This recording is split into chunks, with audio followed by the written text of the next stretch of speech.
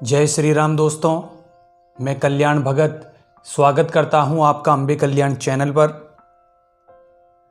दोस्तों, कोई भी शक्ति कितने दिन में जागृत होती है और कैसे जागृत होती है, और जब शक्तियां जागृत हो जाती है तो उसका पता हमें कैसे चले, इसके विषय में आज मैं आपको जानकारी दूंगा। दोस्तों, बहुत ही महत्वपूर्ण जानकारी है। बहुत सारे ऐसे हमारे भगत हैं जो सालों से पूजा पाठ कर रहे हैं। माता काली की, माँ मसानी की, हनुमान जी महाराज की, या बाबा भोलेनाथ की, या किसी भी देवी देवता की सालों से पूजा पाठ कर रहे हैं, पर वो जो शक्तियां हैं वो जागृत नहीं हो रही।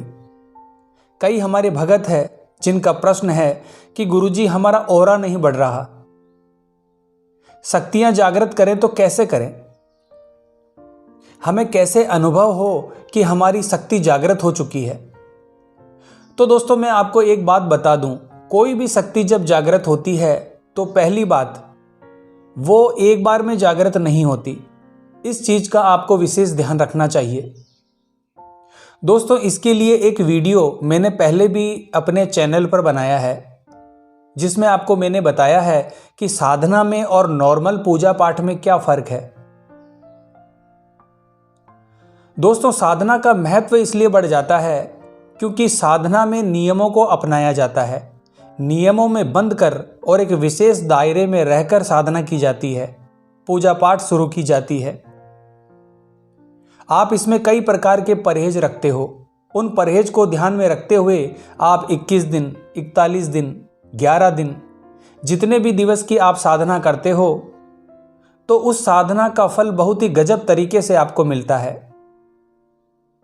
दोस्तों, ये सब इसलिए होता है क्योंकि जब आप नियम में बंधकर पूजा पाठ या साधना करते हैं तो एक तो इसमें पवित्रता का ध्यान रखना होता है, और साधना में पवित्रता का जब ध्यान आप रखते हैं तो उसमें पॉजिटिव शक्ति ही, यानी कि सकारात्मक शक्तियां ही आपको प्राप्त होती है।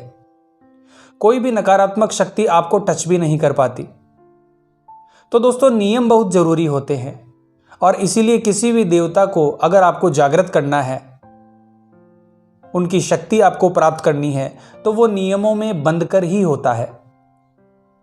दोस्तों, अगर आप साधना नहीं कर सकते तो साधना को छोड़कर आप जो अपनी नॉर्मल पूजा पाठ करते हैं, अगर आप उसमें भी अपने नियमों को बांध लेते हैं, या आप नियमों में बंध जाते हैं और नियमों के आधार पर आप पूजा पाठ करते हैं, तो 100% शक्तियां जागृत होती है और बहुत तीव्रता से जागृत होती है।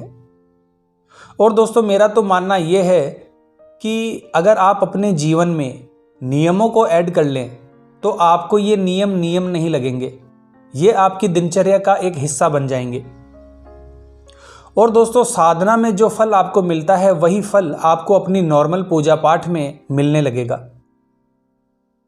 अब दोस्तों, कौन से ऐसे नियम होते हैं जिनसे शक्तियां जागृत होती है, तो ध्यान से सुनिए कि साधना काल के जो नियम होते हैं उन नियमों में बंधकर कैसे शक्तियां बहुत तीव्रता से जागृत होती है, और उनका कारण भी बता देता हूं कि आखिर ऐसा क्यों होता है।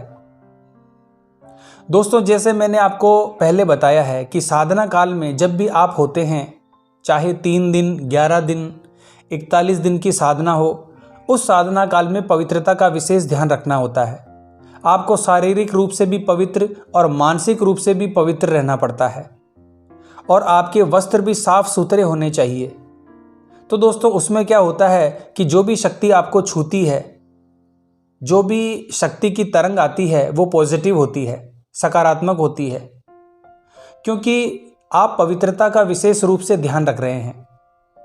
माला पहनने के बाद आप वॉशरूम में नहीं जा रहे हैं, या फिर मंत्र जाप के तुरंत बाद आप वॉशरूम में नहीं जा रहे हैं, हाथ नहीं धो रहे हैं। इन चीजों का बहुत फर्क पड़ता है साधना काल में। साधना काल में मंदिर के पास या मंदिर के अंदर आपको सोना होता है, ताकि वहां की जो पॉजिटिव ऊर्जा है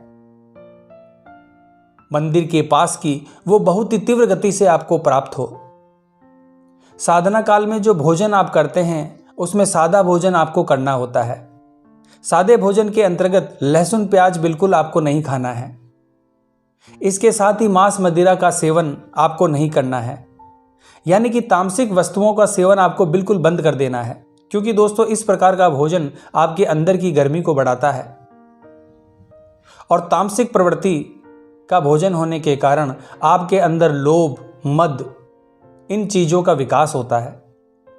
तो जब आप साधना काल में होते हैं तो आप एक सिंपल भोजन करते हैं, तामसिक चीज़ों का परहेज होता है, प्याज लहसुन का भी परहेज होता है, जिससे आपके शरीर पर, आपकी इंद्रियों पर आपका नियंत्रण रखना बहुत आसान होता है। इसलिए साधना काल में बहुत तीव्रता से लोग अपने इष्ट की तरफ अग्रसर होते हैं। साधना काल में जब आप होते हैं तो समय के पाबंद होते हैं, समय पर आपको पूजा पाठ करनी होती है।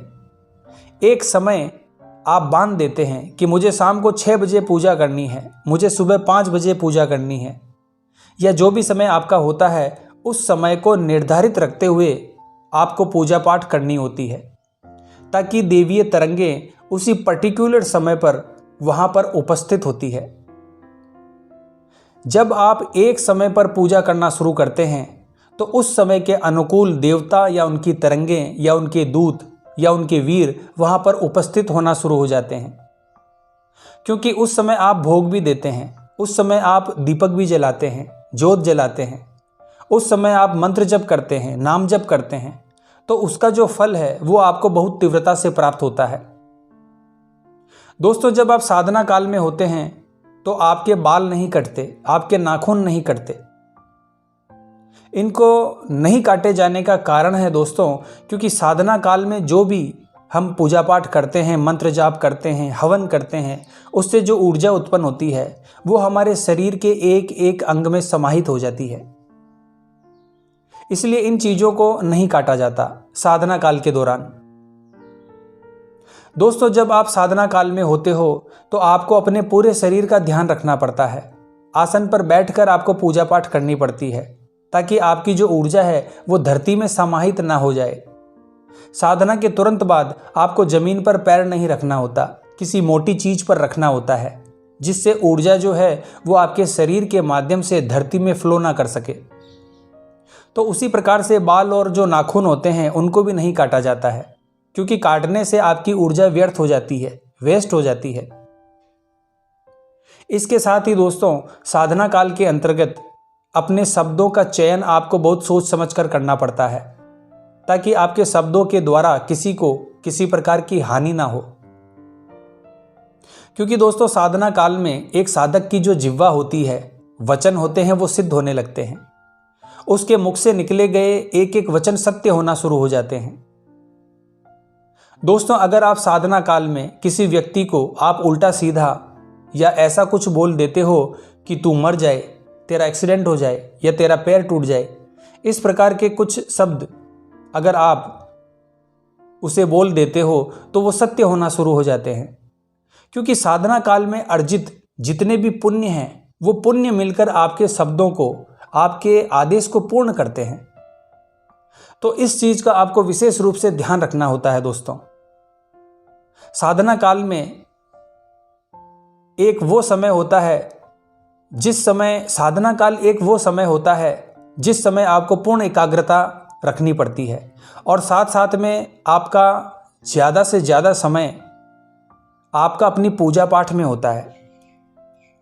दोस्तों साधना काल में जब हम करते हैं तो साधना काल में मैक्सिमम समय हमें साधना में ही देना होता है, जैसे कि जप करना, चलते फिरते जप करना, आपका मानसिक जप चल रहा है, वाचिक जप चल रहा है। दूसरी बात यह है कि आपका एक नियम होता है कि सुबह बैठना है साधना में 2 घंटे के लिए, शाम को 2 घंटे के लिए या 3 घंटे के लिए बैठना है, दोपहर को 2 या 3 घंटे के लिए बैठना है। तो ज़्यादातर समय जो है वो आपका साधना में ही बीतता है, और इसका प्रभाव भी बहुत तीव्र गति से आपके ऊपर पड़ता है। इसके अलावा दोस्तों आपको मासिक धर्म का ध्यान रखना होता है। जो महिलाओं के पीरियड्स होते हैं उस समय ध्यान रखना होता है।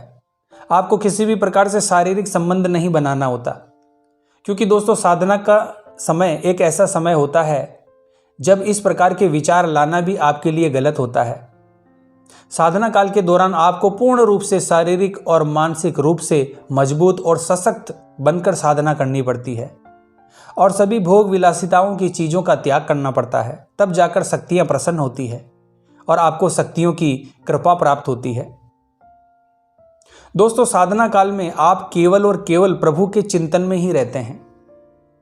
अब अगर आप शक्ति को जागृत करना चाहते हैं तो आप नॉर्मल जो आप पूजा पाठ करते हैं उसमें भी नियमों में बंद कर आप शक्ति को जागृत कर सकते हैं। अगर आप केवल ये सोचें कि हम पूजा पाठ करें और नियम ना करें तो दोस्तों शक्तियां जागृत नहीं होगी। ये आपका भ्रम है। आपको शक्तियों की कृपा नहीं मिलेगी।